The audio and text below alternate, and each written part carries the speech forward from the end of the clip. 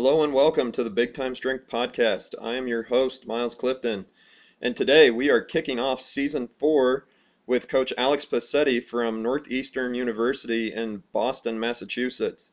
But before we get started with today's episode, let's hear a little bit from our awesome sponsors. Our first sponsor is TeamBuildr. TeamBuildr is the leading software for high schools and colleges by providing coaches the ability to write programs online, generate over 13 reports, and even train athletes remotely for side income.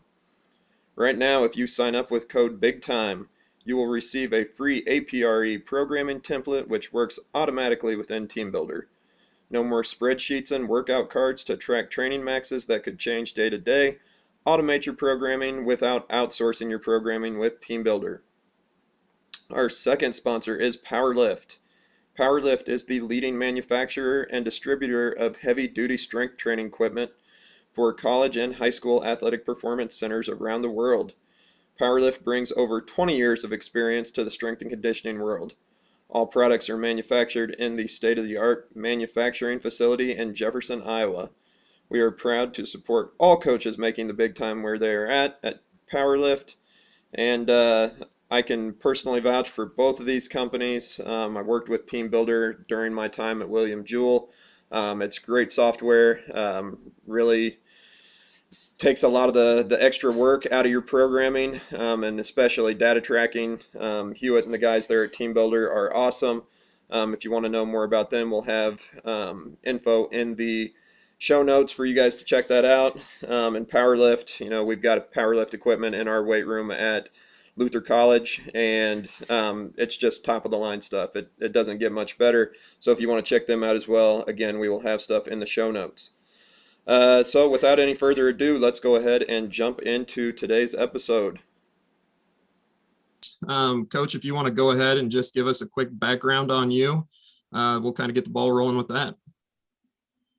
Yeah, thanks for having me on, Miles. Appreciate your time. I was born and raised in Foxborough, Massachusetts. Like you said, I'm working at Northeastern University in Boston, Mass right now, so staying local. I think like a lot of strength coaches, I grew up playing a lot of different sports, and kind of my interest in athletics is kind of what led me towards this path. I ended up playing lacrosse in college at Saint Anselm College, small D2 school up in Manchester, New Hampshire. That's kind of where I first got exposed to sports performance or strength and conditioning side of things, at least in a formal sense. I always was in the weight room. I thought it was important and kind of was drawn to it a little bit and thought it would help me on the field. But that was the first time my sophomore year while I was there that I really had a strength coach designing and periodizing a program for me. Actually, he's the one who gave me my first formal experience interning and coaching under him. After that, I went to grad school at Merrimack College up in Andover, or North Andover, Massachusetts. Got my master's degree there. While I was there, I interned at Boston University. And then after that, the following summer, that's actually where I met you, interning together over at Harvard with Coach Moll, Coach Oz, and all the rest of that crew. And after Harvard, they put me in touch at Northeastern. And that's kind of where I got my first crack at my first full-time job, and been there going on my third year now. I work mainly with the men's basketball team here, the volleyball team, field hockey, men's rowing, and track and field. And that's where I'm at right now. Awesome, man. So just kind of getting started here, why don't you just tell us a little bit about, how you would describe the culture of your program, right? As athletic performance coaches, strength coaches, we obviously want to impact the performance side of things. But culture can be a really big driver of that. So how would you describe the culture of your program there at Northeastern? Yeah, to me, I think it's really important to lay out the expectations to the athletes first thing. So that's usually what I do day one, is I don't mind taking 10, 20 minutes to talk about kind of what I expect from them moving forward and set the precedent for that culture. So I always start by laying out kind of my core values. So I talk to them about how those three things are hard work, ownership, and respect. And I kind of dive deep into each one of those and what that means to me, because we can throw these buzzwords around and everyone's going to interpret them a little bit differently. Whereas like to me, like that means like a very specific thing. So like to me, hard work is more than just like sweating. It's more than just doing difficult tasks. I think that is a part of it. I think part of it is getting uncomfortable and doing things that are physically difficult. But to me, hard work is more about consistency and kind of building habits over long periods of time, and it's literally behavior change. If you ever read Outliers by Malcolm Gladwell, he talks about that 10,000 hour rule. But the caveat to that is that you could have 10,000 hours of shit practice or mindless reps, and you're not going to get any better. And you could be doing difficult things, and that may be hard work to some people. But I think it's really important, and I think this goes for kind of all of our coaches at Northeastern, is that we're very mindful and have a lot of intent behind what we're doing when we are working hard.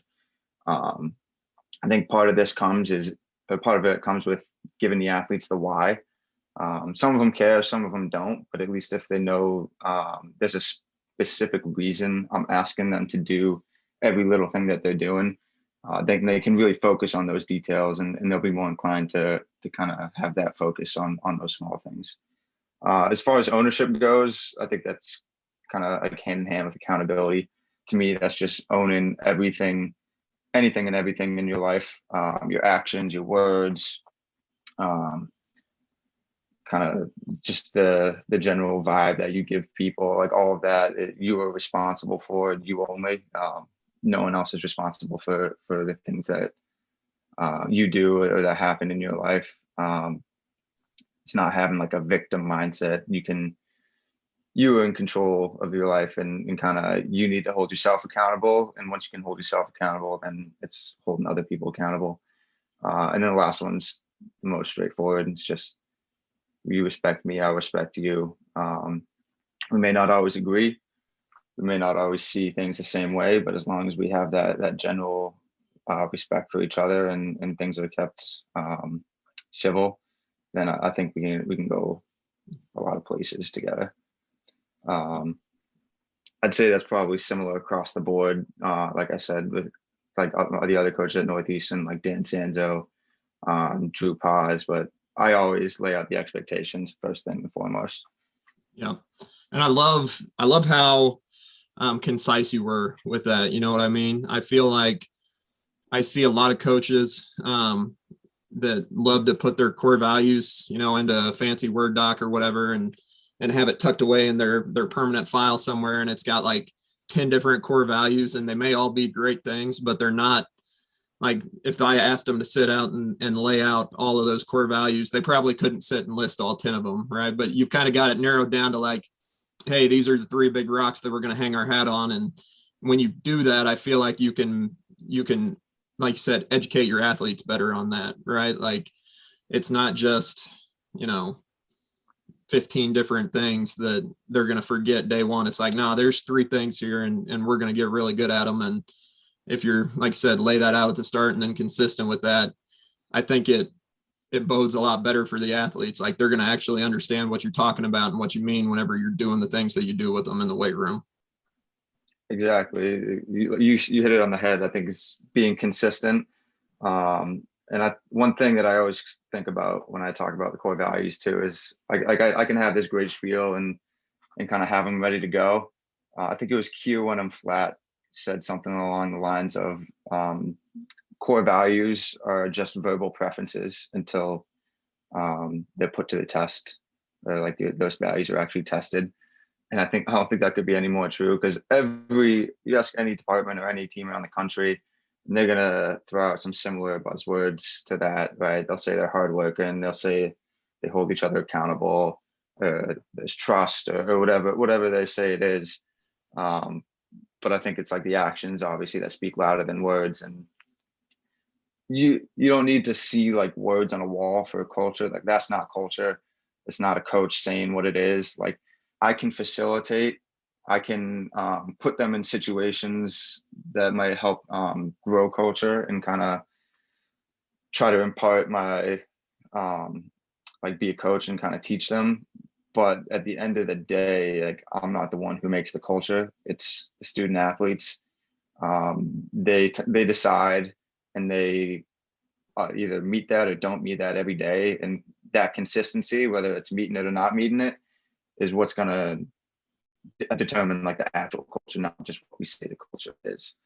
And I think I mean, I'm obviously biased. I think we do a pretty good job of that, but like I can see like this year, I was talking to you before this, like COVID was a little bit weird where like we may have not had as many team lifts. It may have been like certain individuals coming in and like quote unquote open lifts. But in the team lifts, you can really see like the juniors, the seniors, even some sophomores who impart that wisdom and kind of set that culture to the freshmen or transfers that come in. And then just like I said, like when I lay out the expectation, like it just becomes the expectation to them. They're like, this is how we do things. Yeah, for sure. And just curious, because I know, like I said early on, we kind of first met at Harvard doing an internship there. And I know for me, laying out this like coaching philosophy or like your core values or whatever, that was something that I really struggled with. And then whenever I did that internship, I felt like that really helped kind of lay my framework for like how I thought about that stuff, whether or not I took the exact, bullet points or whatever that they laid out for us in that internship. Was that kind of a helpful driving force for you in laying this stuff out as well? Because I know it was huge for me. I thought that was the biggest thing I took away from that internship was like this framework of my coaching philosophy and my training philosophy and like actually being concise and laying that stuff out. Was that the same for you? I'm just curious. Absolutely. Like I think that's one of the best things that Coach Mullen did for us over there is like he forced us to take a look in the mirror at ourselves and just be honest with like who we are, like what do we stand for, what's important to us, because like especially like young interns or young professionals in the field, a lot of times like that's one of the things in the back of their mind. They're concerned with like the sets and reps, and they don't really take that introspective look at like what is really important to me, or what do I think is important to being just a good human being, and how do I want my interactions to go, and what do I want to teach young adults coming up through colleges and universities. Yeah, no, like I said, I was just curious because I knew that was a big takeaway for me from that internship. So I was kind of curious if that hadn't helped guide you a little bit there too. Okay, moving on a little bit here. I know if anybody listening to this, doesn't follow you already on social media, they need to after they get done listening to this podcast. You're putting out a lot of really good content on there right now. But one of the things that I've really noticed kind of scrolling through your feed a little bit is you're doing a lot of stuff that seems to really be driving like individualization in the training process. Maybe talk through a little bit of what that individualization process looks like for you. Do you have like a level system, a block system? Is it truly individualized based on your individual athlete? What does that look like for you right now with the way you're training your athletes? Yeah, so I'm like you said, if you follow me, you'll know I'm pretty big that like we can't take a broad brush approach to everyone's training. And I kind of and probably like 90% or like 85% of the program will be the same for most people, but it's just a couple things, or how we do a couple things that's going to change for certain people. So you look at kind of the traditional model of strength and conditioning kind of has like progressions and regressions. Like you start with a goblet squat to build squat technique, and then you work towards a front squat or a back squat, and then like you add bands and chains or whatever it may be. But the thing is, each one of those different variations accomplishes something different based on like how you perform them. So the way I kind of individualize programs for each athlete is one, they're all going to have strengths and weaknesses based on their structural biases. So even if just looking at the shape of them, if they're kind of like a wide, broad person, they're probably better at producing force than a lot of people. Typically, those would be like your wide infrasternal angles. And if you don't know what an infrasternal angle is, it's just if you took like your two thumbs and put it like right under the xiphoid process where the false ribs meet, it's just kind of the angle of that. And it should be dynamic. It shouldn't stay wide. It shouldn't stay narrow. But if you can't close it or you can't open it to a certain point, then you're going to be biased towards like a wide or a narrow. So wide's way better at force production, way more powerful. Think of like a power lifter or a lineman. These are going to be people who are most likely wides. And then your narrows, they probably move a little bit better. Some of them may have a little better spring depending on their shape. But they're not going to be as good at force production. So that's kind of like the initial starting point in terms of like what I'm looking at, where they're starting. And then on top of that, I'm a huge believer in position of the axial skeleton being very, very important. So if you're someone whose center of mass is pushed very far forward, this is someone who's probably very concentrically oriented. So if you just look at someone, and I guess you could use the word like tight, but they look very rigid and tight, and they don't move very well. That's someone who has lost motion at their axial skeleton, at their rib cage and their pelvis. So they've lost the ability to move a rib cage and pelvis and rotate them. And just starting right there, like if we've lost that, that's where I want to start. That's where I want to get things back. So that's where when I talked about like those progressions, like a goblet or a front squat or a Zercher squat, that's when we can get really specific in what type of exercises we're using. So if I have someone whose center of mass is pushed very far forward, I don't want to give them a back squat or something that's going to push them farther forward, or like a rear foot elevated squat. I'll use something that's more front loaded, like a Zercher or a goblet. Goblet's kind of usually where I start people, or even just like kind of like a low reach with a weight. So that's like kind of the first like individual bucket. It was kind of the position of the exoskeleton and movement competency. After that, I'll kind of look at just like force production or power production capabilities. And we're very fortunate that we actually have a force plate that we use every day. So I can literally see their force output, their power output, and track those trends over time. So if I have someone who moves decently enough, right, however I deem that, and their force production or their power production may not be where I think it should be compared to others at their position or in their sport, that might be somewhere where I specify or individualize their exercise selection in their program. And so instead of like a goblet squat, where we're working more in position and being able to restore relative motions, I might give them a heavier loaded front squat or a trap bar deadlift, where I'm just driving a little bit more force production, a little bit more compressive strategies to try and increase that output for them. Because if I have someone who's very rigid and very locked up, and I just give them more traditional strength training, like a back squat or like a heavy trap bar deadlift, and they're already very restricted and rigid, their tissues are going to become even more rigid. And if you think of, I think I posted like an elastic band analogy a couple of days ago. If you think of like a real thin mini band that can stretch and you let it go and it shoots back up really quick, that's kind of like a portrayal of tissues that can yield or that are compliant enough for us to acquire certain positions and kind of accelerate out of it with an elastic response from the stretch shortening cycle.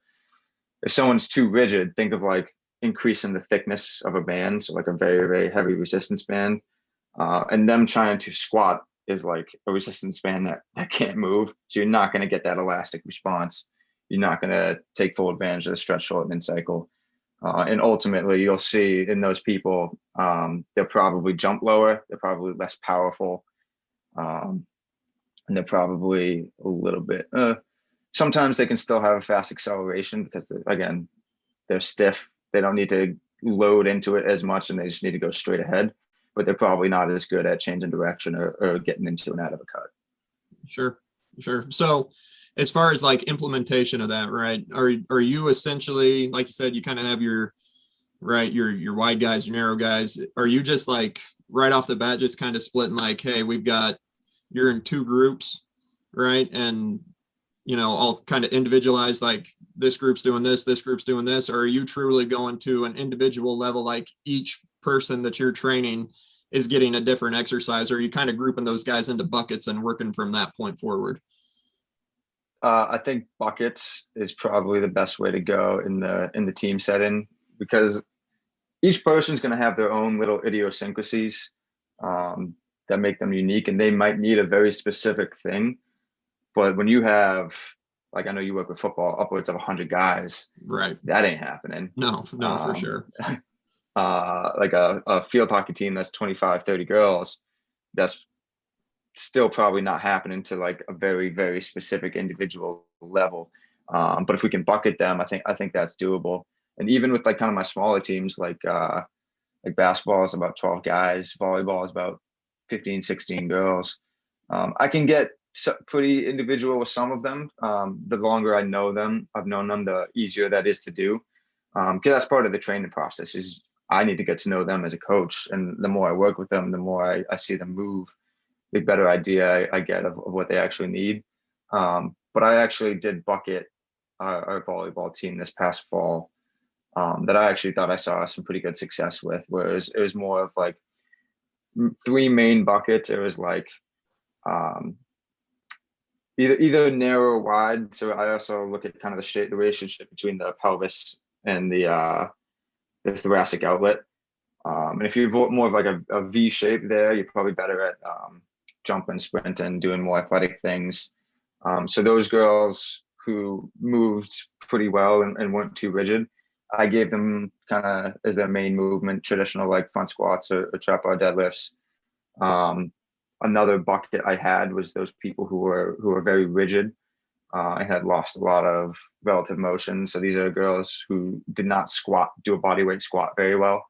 If you like picture someone who just shoots their hips straight back and chest kind of falls straight towards the ground, very like hingy, and it almost looks like they have to force themselves down, those would be like kind of the type of athletes that were in this bucket. And I gave them goblet squats to a bench and like staggered squats with a reach and different split squat variations to try and regain relative motions. And then the last bucket would be kind of the opposite of those V people. So if you have a pelvic outlet that's wider than your thoracic outlet, the internal forces in your abdominal viscera, if you think of what's inside there, is we have a bunch of guts that we don't always think about. And when we move, they move with a delayed whiplash type of effect, right? So if we think of like loading into a counter movement, the gradient of their body, so their pelvis or the pelvic outlet is wider, more volume down there. Thoracic outlet is more narrow, relatively speaking. Volume is being pushed downward, and it's not rebounding up very well. Sure. Right. So these girls are loading into the jump. Their guts come slamming down into their pelvic floor, and they can't reverse that motion very well. So they're literally like losing the gravity. Like gravity acts on them differently than other people. So for these girls, I actually unweighted them with their main movement. So I gave them like a band assisted goblet squat or a band assisted jump to teach them to stop descending with the guts and to reverse that motion a little bit easier, taking gravity away from them. And I actually saw pretty good results across the board. I want to say like out of the 16, like 14 PR'd and kind of had like an upward trend, both in like relative power and jump height. So that would be kind of like an example of how I might bucket people.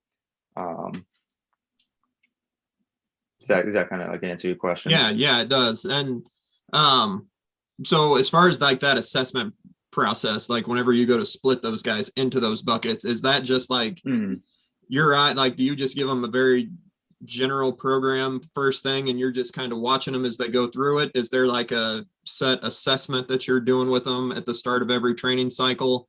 Kind of how does that initial process get started where you actually decide, okay, you're going in this bucket, you're going in this bucket? Is it just gradually over time, or is it like, hey, we're going to do an assessment right off the bat, I'm going to split you, and then we'll start our program? Yeah, I think I got to try something and see what happens, especially when it's for new freshmen or any transfers coming in. Like I said, I got to get to know them, and I can give an eye test to some degree, right? Like I have all my athletes body weight squat for me, and there's certain things I'm looking for in that, and that's going to show me kind of the relative motions that they have available to them and kind of how well they move, so I can see if they're very rigid or not. That's one thing I can get from the eye test. Another thing from the eye test is I can make pretty educated guesses on whether they're like a V or more of like a pylon, or if they're kind of like a low force producing narrow versus like a more of a rigid high force producing wide ISA. I haven't actually measured them, but like I said, just watching them train and do things, and then looking at their jump numbers and all the different metrics that come in the force plate, using that all of that information, I can start to get a pretty good idea. And then like the training kind of evolves from there. So like I made an educated guess on what I think they are and what I think they need. I saw if it worked based on kind of testing numbers and KPIs. And then if it didn't work, I'll try to like think about, okay, maybe why didn't this work? And then from there, I make an adjustment. If it did work, great. I think I can keep doing more of what I was doing and progress it as I see fit. Sure. No, I love that. And for those of you, like, if you're not 100% following all the terminology that Coach Pacetti's using, like I said, seriously, go check out his Instagram. He goes into a lot more detail on some of the shapes and structures of the body that he's kind of talking about here. So if you want to dive into that stuff a little bit more, he's put a lot of really good stuff on his Instagram page. So kind of moving forward from there, I know you talk about the force plate a little bit, and tracking, kind of embedded testing, I guess, tracking, your vertical jump and your force output and all that stuff. What does that, process look like for you within the day, within the training week? Are you putting them on a force plate and doing just a counter movement jump every day? What does that look like for you? Yeah, so I jump them every day that I have them. If it's the off season and I get them 3 or 4 times a week, I might give them like one day from it, just because sometimes some of the athletes don't care. Some of them get a little sick of it. But in the off, like this year, I had pretty much 2 lifts a week across the board, across the whole year. So they were jumping every day that they were in here. And what that does is, like, you think traditionally, like you have your testing that you come in with in September. Sometimes we'll do like a end of semester testing before you head home for winter break. And then a lot of times it's testing before you leave for the summer. And those are 3 data points. And like, if there's one thing like velocity-based training has shown us, it's like you could be anywhere on any given day. Like they talk about the 1RM having like a 36% swing on any given day, just based on like sleep, nutrition, where your head's at that day, like all that stuff. So I want to get as many data points as I can, because we're going to get outliers, and that's cool. We can see where the outliers are at. Those are the cool PRs that we see, or that's like just like a wild down day that you see, but at least that's not like our only frame of reference. But I can start to see trends over time. So I want to see kind of how they are progressing across a week, across 4 weeks, so like a whole training cycle, across the semester, and across the year. And I want to say, I've been going through like our basketball and volleyball jumps recently. I want to say like volleyball had like upwards of 40 data points, maybe even like 50 data points from this entire year, which is like a lot. And you can see like, okay, this person's like shooting straight up, right? Like we really did make some improvements, or like, oh, they are kind of dipping down here. and like I got to turn that around a little bit, or they kind of maintained, where like that. I think that's telling a lot more accurate picture of what's actually happened, and versus like kind of resting our laurels on this one day, for better or worse. Sure. So I'll get that. I want them to jump on that as much as possible. Sure. Yeah. And I know that's something that's always bothered me about, testing weeks and stuff can be great. They can be a lot of fun, like to kind of hype an athlete up and, kind of celebrate like the end of a training phase. But to me, it's like, man, if, like you said, there's just so much that influences the way that these guys perform. And if you do have an athlete that's maybe made really great progress over the course of, a 12-week training cycle, but they're having an off week whenever it gets to testing week, and they just test like crap. And that's the only data point that they've got to show, like, one, you didn't really get anything useful because your eyes may have told you like, hey, they got better, but my numbers don't show it. And then two, it's like you crush their confidence. You know what I mean? It's like they only got that one shot. They didn't improve the way they wanted to. And now they can almost look back and be like, man, that was like a failure.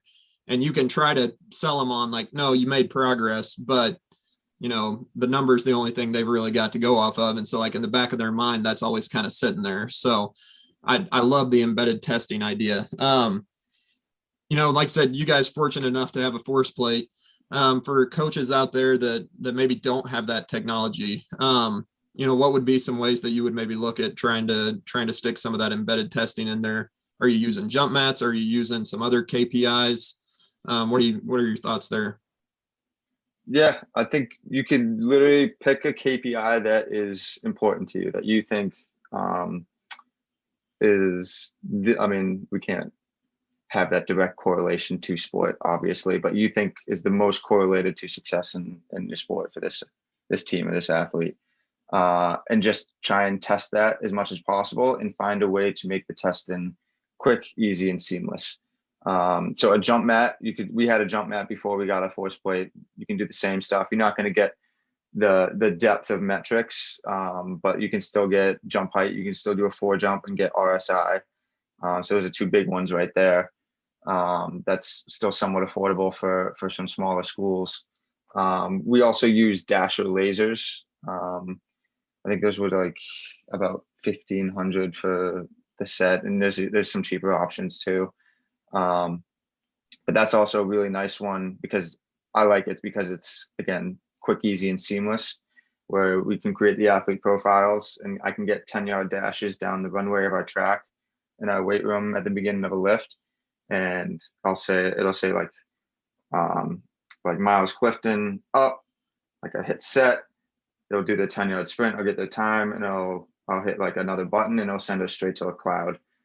So I can get the the sprint numbers stored right away like that in about 5 seconds. That's another good option. And if you don't have that, like there's Brower lasers or any type of laser time system that you can find affordable to you, I think that has a lot of value. Other ways is you could there's Vertex, you could put chalk. If you have a wall that you can spare, put chalk on a hand and track vertical jump that way. You could do broad jumps. All you need is a tape measure and space. You could still track strength numbers over time if that's what's important to you. Just with open sets or just tracking weights and kind of seeing that progress over time. Like I said, pick anything you want, like body fat, whatever you think is important to you, and find a way to make that quick and easy where it's not going to take too much time out of your day. It's not going to take away from the session. So you can get lots of data points and track those trends over time. Sure. So are you primarily just doing a lot of stuff with the force plate with all your athletes, or do you have, a list of 3-4 KPIs with each team that you're tracking, or are you trying to kind of keep it like kind of pick one thing and kind of stick with it so you can really focus in and try to collect a lot of data points on that one particular KPI? Yeah, this is something I've been diving into a lot lately. And you'll probably see me post a little bit more about them because I'm kind of posting some case studies on what I've found from the force plate this year. Jump height's kind of the main one that connects with the athletes, and it's important for certain sports. Like obviously it's a huge KPI for volleyball. basketball, football, like it has its value. That's the main one, and then the one right next to that I would say I look at frequently is relative power. Specifically, it's relative concentric power or propulsive power, but just their power output relative to their body weight. And to me, that's a little bit more important than jump height for a lot of sports. Again, unless it's like a volleyball player getting over the net. You think of like any power sport, like soccer, football, basketball, lacrosse, hockey, where you have to produce lots of force in a minimal amount of time, and it's whoever can execute their movement skills quicker and faster is probably going to make the more successful play, amongst other technical things. But Right. That's kind of one that I've been diving into, especially when I talked about like kind of like the relative motions and movement capabilities. Usually you'll see velocity decrease as someone's movement options are taken away. So if they become too rigid, you'll probably see their relative power plummet a little bit. Kind of going hand in hand. Two ones that I've been looking into are propulsive and brake and impulse. Right, so looking at force times time.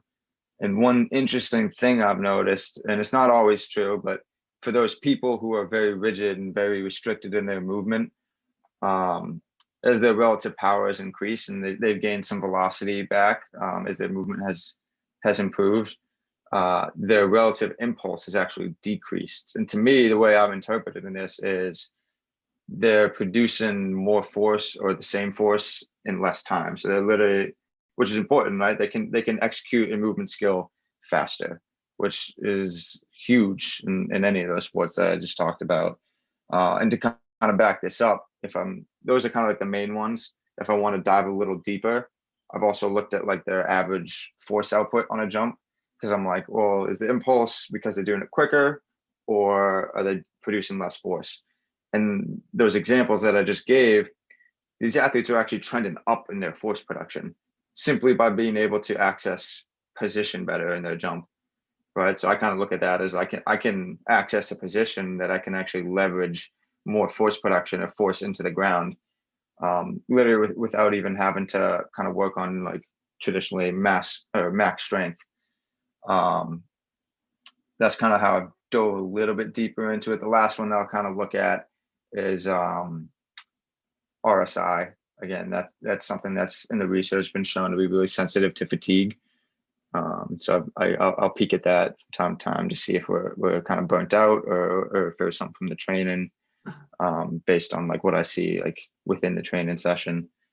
And another one to kind of go with that is you can look at like time to take off, and that's kind of showing their jump strategy. So like if I was just looking at jump height to kind of gauge someone's fatigue, someone can use a different strategy with a longer ground contact time to get that same jump height, and I might think nothing of it. Whereas where it's like if they just took 5/100ths of a second longer to produce that force to get that jump height, I'm like, oh, you're probably beat down. I might want to modify today or change something up. So that's kind of how I've dove in a little bit deeper, but it's mainly the jump height, the relative power, and kind of like the impulses. Sure. So, like I said, obviously collecting a lot of really good data there. What tools, resources are you guys like crunching this stuff in Excel? Do you have any other software or apps, anything like that you guys are using to help manage all this data and actually give you something that's usable where you can look at trends and kind of track that stuff? Mm-hmm. And I think that's a really good point you bring up, is because we want to make the test and process seamless within training. We don't want to create more work for us as coaches on the back end. That's just kind of burning both ends of the candle. It's not going to be sustainable. And our force plate is from Hawken Dynamics, and I think they have some of the best software that I've used. I mean, I haven't used a ton of force plates, but it's very user friendly. It tracks, I want to say, like we have over 20,000 tests from the past 2 years, and it's tracking all of that. I can look up anyone from any athlete at any point. And I can just pull up, like I could say, like I could pull up one athlete, I could pull up a time frame from this date to this date, and look at the metrics that I want to look at. It will automatically create a graph and a trend line for me. So I could pull that up in less than a minute, which is huge. Creating reports for coaches, for the athletes themselves. I've shown them when they're doing really well, especially if it's someone who maybe lacks confidence in themselves. I'm like, hey, look at what you're doing right now over the past month or two. And even just for myself, so again, so I can check my work and kind of, okay, we just spent 4 weeks on a cycle. How did that go? And I can kind of look at the trends over the those past 4 weeks very quickly for a whole team. I think for Dasha, I reached out to them. They don't have anything like that yet. They have a something going with, I think it's Coach Me Plus, where Coach Me Plus will produce that for them. They have like a Dasher integration, but they don't have anything like that. So I haven't gone as in depth with the sprint stuff yet, especially just based on like space restrictions for us this year.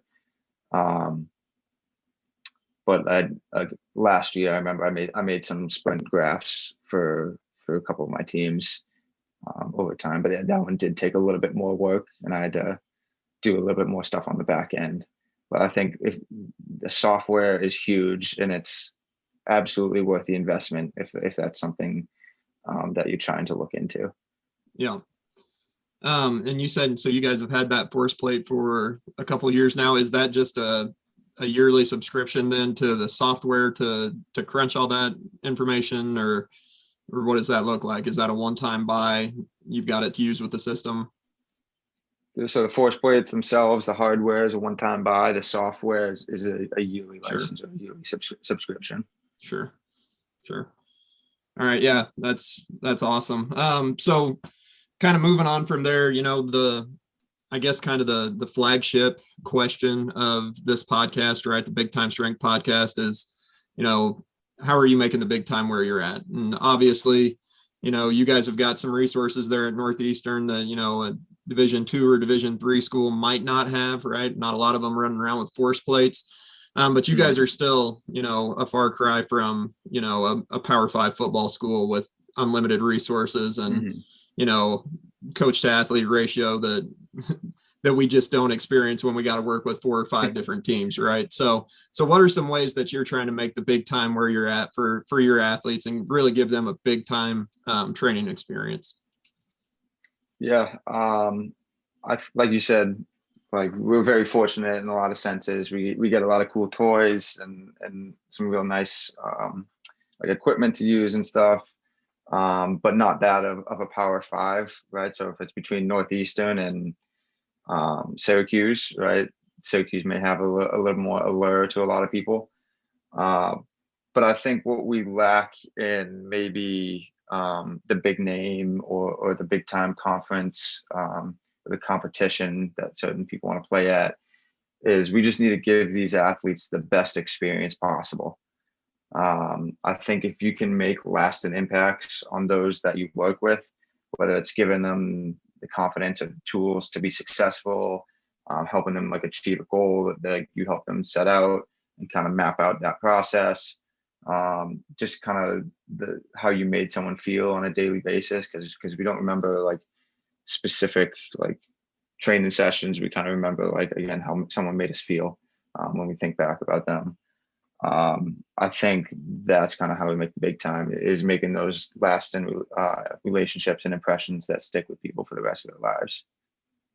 Yeah, absolutely. Couldn't agree more, man. I love that. So kind of moving from there, what are you excited to learn about? What are you digging into right now? What's kind of the next thing that you want to learn about to hopefully bring to your athletes and kind of add to that big time experience? Yeah. So it's probably something that a lot of people may not know about. It's becoming more and more popular. But if you ever heard about the concept of biotensegrity, that's something that I've been diving into a lot. And it's kind of like an underpinning concept of, if you're familiar with Bill Hartman and his model, kind of the two strategies to move, the expansion and compression. Those are only strategies. We only can move in the transverse plane. There's only ER or IR. That's kind of what I've been diving into lately to again, this kind of ties back to the movement side of things and kind of assessing how athletes move, kind of helping them maybe lose some rigidity if that's something that's taken away from their performance, or maybe there might be times where you want to increase rigidity. But it's kind of understanding those concepts a little better. And for those of you listening, if you're unsure of what biotensegrity is, it's just the notion that we are not a lever system. Levers require a fulcrum, and bones do not touch. If we had a fulcrum and if bones touched, then we would literally break down trying to do any everyday activity just from the friction created from that. Bones are actually suspended in space between like fluid, and kind of a tensegrity structure is a structure that's kind of held together by this constant tension and compression. If you look up like on Google kind of pictures, you'll see like kind of these cables and struts that hold everything together. And as you move any part of the tensegrity structure, the rest of the structure moves and is altered. And that's kind of our human body. So if you think of any exercise, even something as simple like as an isolation exercise, like a bicep curl, that is going to affect in some way, shape, or form our toe, our skull, like our left hip, right? So this is where like I kind of talk about like those small details that really matter, where like it's not just like the simple progressions, regressions that are kind of like a set thing. Someone may need a very specific cue, a very specific movement or position based on what you're trying to get for them. So if I'm trying to restore someone's left hip internal rotation, I'm going to have to be very specific in how I position their center of mass, how I position their arms, what type of activity I do with them. Just because if I just say, hey, we're trying to gain left hip internal rotation, but like you can still do upper body fine, like go bench press or barbell bench press, that is going to affect the ability to restore a left hip internal rotation. So that really gets into Bill and his model and kind of the importance of position and kind of how everything is connected. Yep. No, I love that, man. I do love kind of where a lot of the field is going, right? We're moving away from that. You just need to get in and move heavy weight in the weight room. Like we're trying to really understand the human body and the way that it works. And that's not to say we're shying away from, heavy loading, but it's learning the right times and how to apply it in a way that actually makes you a better mover, makes you a better athlete. So that stuff it's super interesting. I won't pretend to know that much about it, but I do enjoy listening to other people talk about it and dive into bits and pieces of it here and there. So that's awesome, man. So as far as, like I said, learning about some of that stuff, what are some of your favorite like go-to resources? Are you, a book guy, you a podcast guy, anything in particular that you really enjoy and kind of follow on a regular basis to learn more, Yeah, I think going straight to the source is probably the best one. So if you are interested in learning more about Bill Hartman's model, I kind of look into this stuff on his YouTube or his website every day. He has a blog and a YouTube page where he's a very generous guy. He will give people like 15-minute consultation calls to answer any question they want. He'll accept like emails with questions and answer those. I know he does something called the intensive, where he'll invite eight people and you have to apply for it to his home for 3 days, where he'll go over his entire model. So I watch all those videos, listen to those podcasts.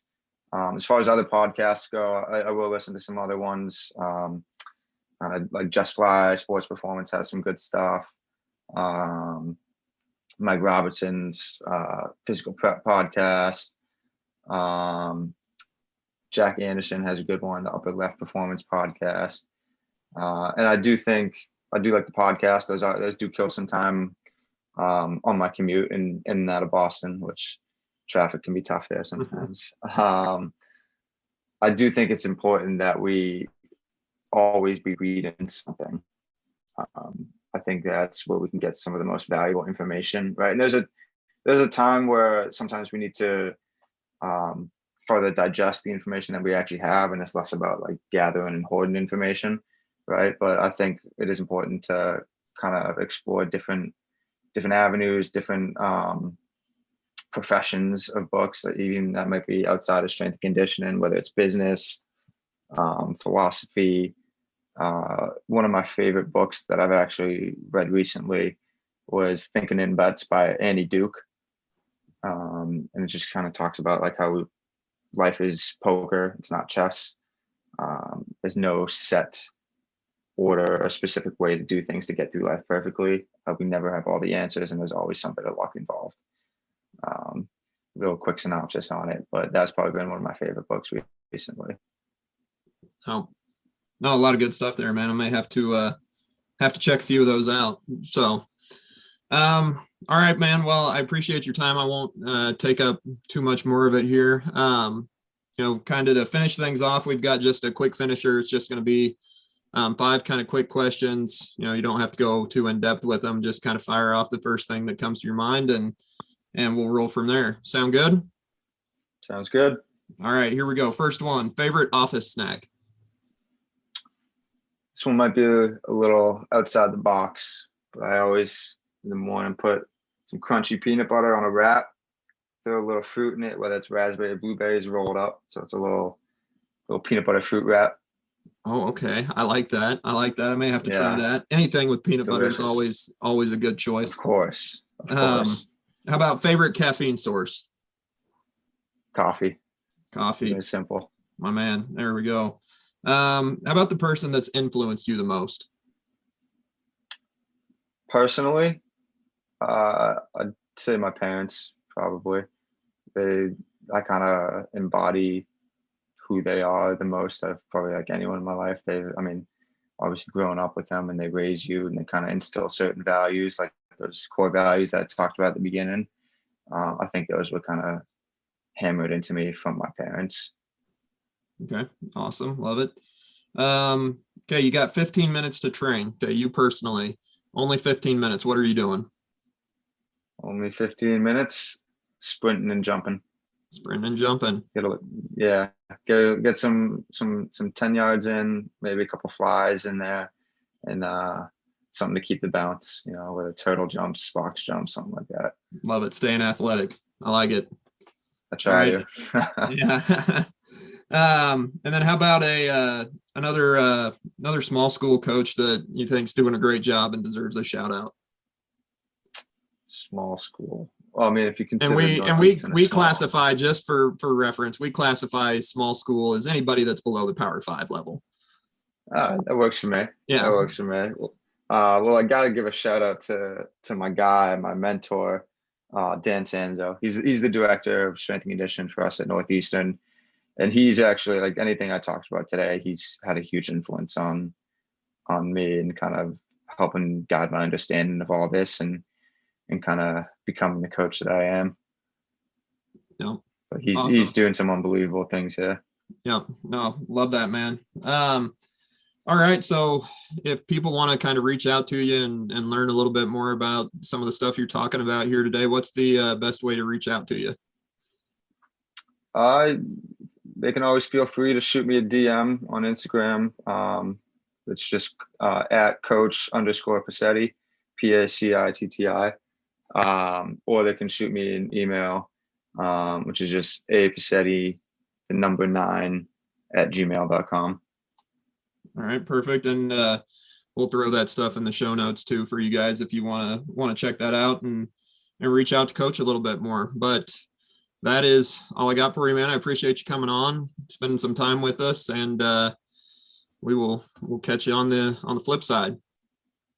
Thanks, Miles. I appreciate you having me, man.